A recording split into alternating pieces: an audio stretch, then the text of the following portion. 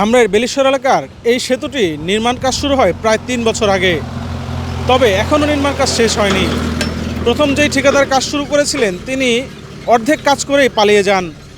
এরপরে নতুন ঠিকাদার নিয়োগ করা হলেও তার কাজও চলছে ঢিমে তালে।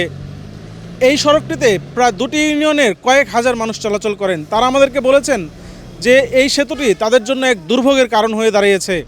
আমরা এই সড়কটিতে ঘুরে দেখেছি যে এই যে ডাইভারশন সড়কটি তৈরি করা হয়েছে এটি সামান্য বৃষ্টিতেই কর্দমাক্ত হয়ে পড়ে।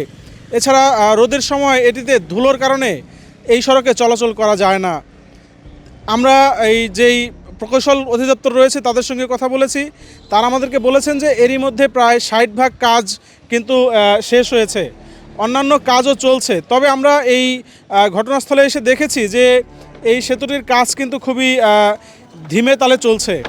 আমরা এই সড়কে চলাচলরতদের সঙ্গে কথা বলেছি, তারা আমাদেরকে এই সেতুটি অবিলম্বে কাজ শেষ করার জন্য দাবি জানিয়েছেন।